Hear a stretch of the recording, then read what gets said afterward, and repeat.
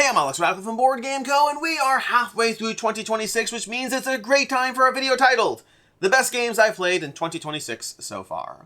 Actually, I don't think that really does it justice, because that just sounds like the best games I've played. Realistically, this video is the 5 out of 5s I've played in 2026 so far. There's a bunch of them. There's 9, in fact, which means it's been a good year for board games, although it does come with like this weird pressure. I don't like giving out too many 5 out of 5s each year. I feel like I'm being too cavalier if there's a whole bunch of them. In past years, I've generally have gotten around somewhere between 5 to 8 5 out of 5s each year. Last year was actually already a pretty good year with 8 5 out of 5s, caveats, asterisks, points. I always have like caveats and nuances and all these other things to get into. But this year we are at 9. Now, several things to note before we get into this video, or we already are into this video. Several things to note as we get into this video. Number 1, I've played around 220 games this year so far. It's around, because I haven't done the exact math so far, but based on the sheet I'm keeping, I'm roughly 220 new to me plays in 2026, which means when I tell you that I've given 9 out of, I think, did I say I've done 9? I have 9. I think I said I do 9. So I have 9 5 out of 5 so far. That's 9 out of 220, which might not sound like that much. Honestly, it's a slightly higher ratio than I like to give.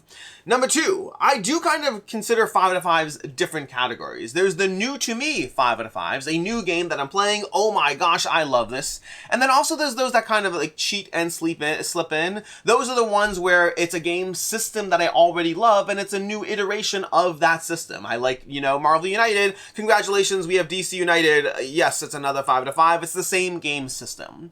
So for example, last year I gave 8 5 out of 5s. 3 of them went to games that weren't really new to me, meaning there were 5 new 5 out of 5s, and then there were 3 that were just rehashed versions of existing titles that I already love. I don't know what point we're up to. I think we're up to point 3. This year, we have 3.5 out of the 9 are basically the same version of an existing system. I'll explain the 3.5 when we get to it, because obviously that's not 3 and it's not 4, it's 3.5, which means 5.5 are new to me 5 out of 5s. But that also means that at this point in the year, halfway through the year, I am already up to the same level of how many I gave the entire year last year, which means either I'm getting soft in my old age, or alternatively, I've just played a lot of good games that I really enjoy. Those are, I think we're up to point number 3. I don't remember all the points we're up to. I guess point number 4. Point number 4, Allplay is a channel sponsor. So while this video is not sponsored by Allplay, Allplay does channel sponsor the channel in general, and I'll have a specific, Allplay shout out when I get up to a relevant part of the video. That's what I'm going to do. I'm going to if sometimes I just do hey, go to allplay.com, board games, tables, shelves, all those things. Other times I'm like, hey, it's relevant to the video, so we'll talk about it soon. And with that, let's go ahead and start off with a recap of last year's 5 out of 5s. Last year's 5 out of 5s were the following. The 3 that were basically rehashed versions of existing games were Everdell Silverfrost, Everdell Emeland, and Blood Rage Valhalla. While I loved all 3 of those, they basically were just new versions of games I already loved, so yes, they were 5 out of 5s, but they weren't like, oh my gosh, look at this new amazing game I played. It was a new version of a game I already love. In the case of Silverfrost and Emeland, I can't even say I'm super amazed, impressed, or whatever. They're good games. I want Emeland specifically. Silverfrost I liked, and then I played Emeland, I liked that more, and now I'm like, I don't need that many Everdells, so I may not even bother keeping Silverfrost in the end, despite giving it a 5 out of 5. Because I have the original Everdell, I still have Farshore, and I kind of want Emeland over Silverfrost, and 3 feels like too many already. But again, they're still good, it's just that they're not new, so to speak. Blood Rage Valhalla is a little better. I think that more significantly shifted from Blood Rage, but it still has the core things I love about Blood Rage, so again, it is a 5 out of 5, just one that, it's just Blood Rage with, changes to it, so, there's that. The 5 out of 5s that were more new, that earned those 5 out of 5s, first of all, kind of tangentially, because you might think it's just a rehash, is Cascadia Alpine Lakes. Cascadia Alpine Lakes, while it is built on the Cascadia system, was meaningfully different from Cascadia. Meaningfully different. Yes, it had some small similarities, but it shifted so much from the gameplay of Cascadia that I think if you like Cascadia, you'll like Alpine Lakes, but I'm not even 100% confident to say that. There's enough extra levels of thinkiness and building upwards and changes to the system. There's definitely overlaps, so maybe you can count this as a half if we're counting halves and all that. But overall, Cascadia Alpine Lakes definitely earned that 5 out of 5 because many other Cascadia versions of the Cascadia system have not landed the same way for me. Then there was Shackleton Base. Shackleton Base is fantastic. I actually have the expansion now. I need to play that. Have not dove into the expansion yet, and I'd love to do so.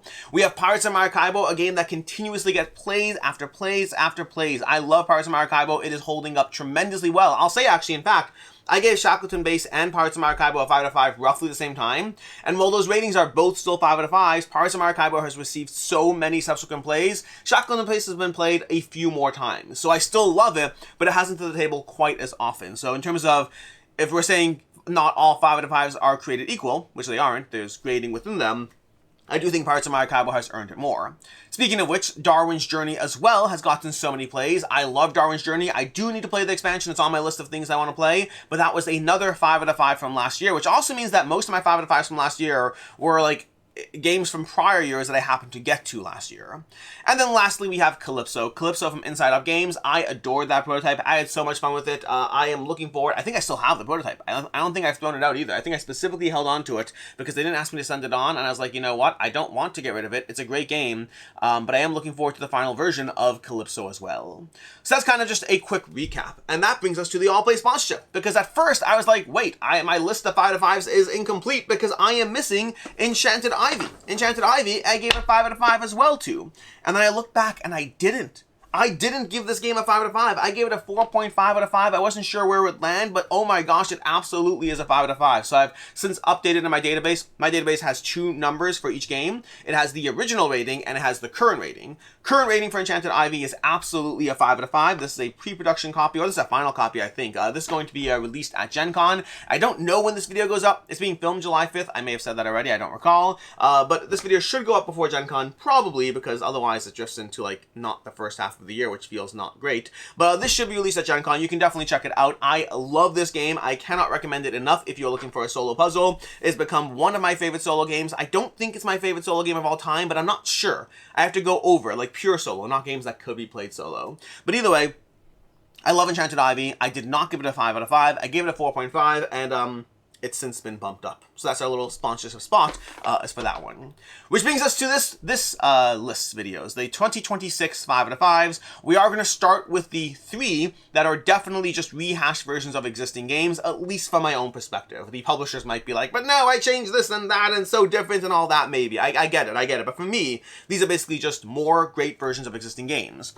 We have Confusing Lands, which, by the way, I think I originally gave a 4.5 out of 5 as well, but it has since been bumped up to a 5 out of 5, and Confusing Lands, Icebound Isles is just more Confusing Lands. I love this game, I think it's excellent, but this isn't meaningfully different than the original game. There's like some small rules changes, to, like, there's one extra rule change, there's the way you can combine the game systems, which is nice, but it's not better, it's just more of it, and then there's more variety to the various scoring cards you have. So it's great. I love it. Highly, highly recommend Confusing Lands Icebound Isles, but it's basically just Confusing Lands again. Similarly, we have Brass Pittsburgh. This one's definitely more different. So if you're looking at differences between the original systems, we have Brass Lancashire, we have Brass Birmingham, and now we have Brass Pittsburgh. Brass Pittsburgh is excellent. I still don't know what my favorite Brass is, though, because Brass Pittsburgh introduces a bunch of elements, but I'm so familiar with Birmingham by now that I think I still have a soft spot for that one. Soft spot's the wrong terminology, a preference for Birmingham, but I need more time with Brass Pittsburgh to see.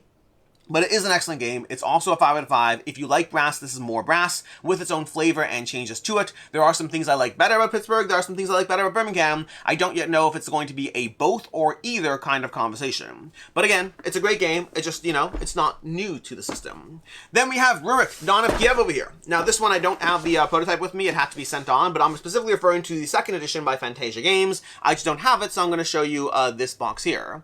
Now, that did add expansions and gameplay changes, so they definitely changed up what Rurik is, but ultimately it is still very much the Rurik system. A game that I've loved since I first played it, a game I have not been shy about telling you how much I enjoy, and a game that the new version looks cooler, looks prettier, and has quality of life gameplay changes that are definitely an improvement to the game, as well as expansions that I haven't really dove into yet that I want to dive into and see more about. So overall, Rurik is another 5 out of 5, but one based on an existing system.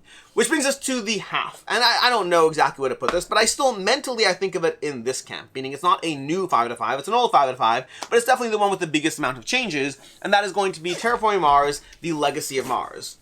because I love Terraforming Mars. My love for Terraforming Mars has not weakened or changed over the years. Well, I guess it's weakened a little bit. At one point, it's my #1 game of all time for a few years running, and it's shifted out since then. So I guess now I hate it. I mean, it's still in my top 10 games of all time. It's still a game that I absolutely adore getting to the table. But Terraforming Mars is excellent. Legacy of Mars takes that and brings you a campaign, not legacy system, based on Terraforming Mars that feels 90% like Terraforming Mars, but each game does have its own changes to the card deck, to the board, things that do meaningfully change up the kind of experience you're having, but it's still very much a Terraforming Mars game. Like, I'm calling this 3.5, but like if I was pushing it one way or the other, these 4 would be not new to me 5 out of 5s, and these 5 that we're going to get to soon are going to be the new to me 5 out of 5s. But we're going to give it a half because like it's a full campaign experience, so I guess it's more different than anything else we're seeing here. Although you can make the argument. You can make the argument that like the changes that Rurik brings to the table or Pittsburgh brings to the table are more meaningful, but I don't think so. It's a hard argument. Maybe Rurik, maybe. There's enough change. I'm still going to give it the half over here, but nonetheless, these are the 4 5 out of 5s to me that are effectively game systems I already love, new content for those game systems, but yes, they've earned a 5 out of 5. Not to like demean them in any way. I just like to like differentiate, because like technically I have played 220-ish games in 2026 so far. From those, I've given 9 a 5 out of 5. Ratio that however the math works out. But practically speaking, 4 of them were like destined to be likely to get a 5 out of 5, given how much they are effectively the original systems. So like there's that. Which brings us to the 5 new ones. These ones are games that I've given 5 out of 5s to. 2 of them you haven't, no, 3 of them. 3 of them I have not done the video for yet, which is honestly, I think sometimes I just like put a game on my, like I have shelves organized over here. All play shelves, by the way, sponsorship shout out. But I have shelves organized, and I have games in different categories. I have the games behind me that what's it called? My collection over here. I have my review shelf over here. I have a section of the review shelf that are ready to review. I have a whole shelf back there, which I just need to organize, honestly. That's like, it kind of looks ugly. Not the shelf, but the stuff in the shelf. It's just like, it looks like a hodgepodge of stuff. I really should organize it at some point. But ultimately, I've had a few of these games sitting on my ready to review shelf for months now, and just haven't pulled them out and review them, which I should do. But I haven't yet, and this video is happening. So you're about to find out 3. I mean, I think I haven't been shy about telling you 2 of them at the very least. I'm not shy about saying things in general. I'm like, I love that game. I'll get around to reviewing it at some point. I should do that part soon. Anyways, the first 2 that you have seen reviews for is we have Let's Go to France. And you might say, Alex, isn't this just Let's Go to Japan? I mean, yes and no. No, first of all, but also yes because, well, no. More no. But nonetheless, Let's Go to Japan, I gave a 3 out of 5, if I recall correctly. I may have given it a 3.5. I think I gave it a 3 out of 5. It was a good game. Let's Go to France has small changes. Not, oh my gosh, tremendous changes, but small changes. But those changes make such a difference. It's almost like having a salted soup versus a non-salted soup. Sometimes a small ingredient can make a huge difference. And in the case of Let's Go to France, the changes they made put this from a 3 out of 5 to a 5 out of 5. I have since gone back to Let's Go to Japan to see if maybe I just like the system better than I thought I did. And no, I like the system, it's fine, but Let's Go to France, I will happily play any single time. I adore this game. I don't know how it's so different to me, but it is so different. So the original game got a 3 out of 5. This one gets a 5 out of 5, and I'm still down to play it. This is one of those games, the prototype. I have been hoping that they do not ask me to send it on, and the crowdfunding's over, so at this point I'm like, good. They have not asked me to send it on. I'm happy about it. Awesome, because I can keep playing it, and I have been continuing to play it. I think Let's Go to France is excellent. Highly recommend you pick it up. I do prefer the theme of Japan, but although I haven't been to Japan, I have been to France, so maybe like that. Maybe I should prefer France. I don't know. I want to go to Japan too, at some point. Another day, another time. For right now, Let's Go to France. Excellent game. Highly recommend it. 5 out of 5. The first 5 out of 5 I gave in 2026 was to Zenith, because I actually started playing this in 2025, and then in 2026, I had gotten like 50 plays under my belt or something like that. I played this one a ton. Highly recommend Zenith. It is such a it's such a crunchy 2-player game, lane battler, and I will say, while I have played this game at this point somewhere in the range of 60 times, probably more than that, I have definitely slowed down on it over this year. So and that's just because I've played it so much that I've kind of, I don't want to say played it out, but I've seen so much of the back and forth, which means it's settled into the kind of the vein of games like Watergate, games like Paris, Lesser to the Mirror, games that I've played so much at first, and now they get pulled off the shelf a little less frequently. It is not going anywhere. It's completely safe, at least for now. Any game, no matter how good a game is, if it's not going to be played, it will eventually leave, regardless how good the experience is. But I don't think Zenith is in any fear of going away quite yet. It is an excellent lane battling experience with a unique twist to it. Highly recommend it. Definitely check it out. Also, I need to pick up the new characters that they have. They have like a new card pack, something. I haven't actually picked it up yet, but I would love to do that. Then from there we get into the 3 5-5s that I haven't quite filmed yet. And let's start off with two that I've definitely been very public about. Again, I've just talked about them. But we have Druids of Edora. I love Druids of Edora. I really need to just set this up and get it filmed and get the video. Like, the whole thing about, like, filming reviews is sometimes I do look at the sheer amount of components a game has, and I'm like, if I'm going to set that up, I just want to play it.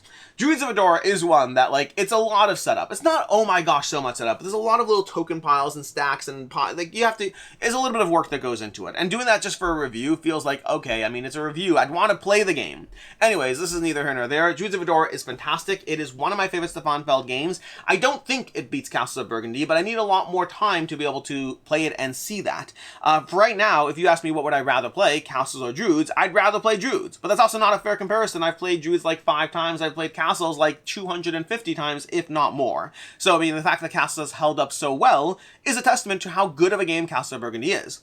But Druids of Edora is so thinky, and the levels of intertwining between the way you can build up your tableau and what you're good in, and the multiple ways things tangent together. Oh, this gives you 3 points here. That magnifies 3 points into 5. You also get 3 points whenever you close off a region. There's so many different things that you're trying to do as far as how you cascade your benefits, your movement flexibility, and the slow building up of your tableau as you build your little obelisks, and like there's 2 kinds of tower structures. They're both fun to build. It is so much fun. It is a very tight engine. Highly recommend it. Plays in a reasonable time, like 60, 90 minutes. I don't think it's 60. I mean, the box says 60, 90 minutes, but I think our games are a little bit more thinking than that, and generally are in the 90 to 120 range. But it's absolutely fantastic. Highly recommend it, which brings us to Recall. Recall is the spiritual successor to Revive? Is it called Revive? Have I lost track of the game? I want to say it's called Revive. Yeah, Revive. I forgot what Revive is called. Revive is an excellent game that I have played an absolute ton. I have still continued to play it. It's such a good experience as far as the sheer thinkiness, the Euro engine, the tableau building, a little bit of tableau building. It's a little confused. There's definitely tableau building. Yeah, like the way you build your lightning bolts and all powers and all that. There's a lot going on in Revive. I adore Revive. I have played it, again, so many times. Maybe 30 times, 40 times, somewhere in that range. While Recall has not seen that level of play yet, it is such a good experience, and I think I prefer it to Revive. Now, it's a little easier to say, like, Druids of Edora versus Castle of Burgundy and Recall versus Revive. It's a little easier to say this one because Castle of Burgundy has been around for so long that it's hard to, like, measure any game up to that. Versus Revive, even having 40 plays in my belt, is still a game I've only had for, like, a year and a half-ish, somewhere in that range. Maybe it's a little longer. It might have been a little longer. I don't know. But not like, super long. But Recall gives me a lot of the feeling that Revive does, but with more variance to the gameplay and the power combinations and the ways you're trying to build and expand across the board. It is such a clever experience as far as how it all comes together. Highly recommend it. Review will be coming soon on this one. Highly recommend checking out Recall if you haven't already. Also recommend checking out Revive and Castle of Burgundy for that matter. These are all excellent games. Which brings me to the newest 5-5 this year, one I haven't talked about a lot, but that's going to be 6 Sojourns. Now, I am going to try to get a review up soon, so like you might actually see a review for 6 Sojourns before you see this video. Maybe, possibly, which might spoil the surprise and the point of me having it last, but neither here nor there. 6 Sojourns surprised me. I've had this on my shelf since, I want to say, PAX Unplugged, so December-ish. So at this point, it's going on 7 months, and I wanted to play it right away, and then I just didn't play it right away. Sometimes that happens. I read a lot of rulebooks. Some of those games get played in the coming days, weeks, or whatever. Others just sit around for a year. I'm actually going to be filming after this. I'm going to be filming a recap of my Gen Con 2025 haul, and it's always interesting to see from the 60 or so games that I come home with, how many of them got cleared in the first year and how many are still sitting around. And a lot of them get cleared in the first few months, and then the rest slowly filter out across the course of the year. Sometimes things just happen and things get set aside. But 6 Sojourns, despite me trying to play it a lot, finally got tabled a few weeks ago, at which point it got tabled again and again because it is so simple and easy to play. This is built on the 8-minute Empire system. It is a longer game though. It's not 8 minutes. Then again, 8-minute Empire was never 8 minutes either. But 6 Sojourns is around a 45-minute game according to the box. My group generally isn't that hour range, but we are very thinky as far as how we play it. But it's a game that plays out across 9 turns. All you have is 9 turns to draft various cards, and those cards are going to determine how you move around the board, how you gather various set collection, and how you build up your tableau from the abilities those cards provide. Every decision you make is so fraught with what is the right economy here? When is it worth paying for a card when I have limited coins? Which cards are going to help me build up my tableau, and which which cards are going to help me spread, and how can I undercut my opponents at the last minute, and which of the 7,000 modules, there's not 7,000, there's like 12 I don't know, there's like 9 expansion modules, something like that. There's a lot of little modules in the box, and which of those are you going to incorporate into your game to game, and which of the 8 maps are you going to play on, and they do meaningfully change the way things play out. It is such a good, clever system that rewards every single choice with such a huge degree of thinkiness behind it. I have had so much fun with it. Not without criticisms, you can watch the review for that, but oh my gosh, it is one of my favorite, like, hey, I want to play a nice, heavy, thinky experience, but I don't actually want a nice, heavy, thinky, long game. I want something a little shorter. 6 Sojourns perfectly fits that kind of reach for me. Loving this one a lot. It's another 5 out of 5, and I highly recommend checking it out. And so those are your 5 out of 5s this year. We have 6 Sojourns, we have Recall, we have the Druids of Edora, we have Let's Go to France, we have Zenith, and then we have Brass Pittsburgh, Rurik 2nd Edition, Legacy of Mars, as well as Confusing Lands, Enchanted Isle. That is halfway through the year, which means I don't know what I'm going to do with the other half. At the end of the day, if a game deserves a 5 out of 5, it's going to get it. But it still has me always a little hesitant as to like, okay, am I being too free with these? Ultimately, for me, a 5 out of 5 is a game that I will sit down and play any single time, that I am down. If you said to me, to any of these games, Alex, would you like to play insert name here, I would 100% be down for every single one of these. They are all absolutely excellent, and I'm excited to dive into them whenever I have the chance to do so. In any case, and until next time, I'm Alex Radcliffe from Board Game Co. I hope you enjoyed this video, and as always, I hope you have a good one.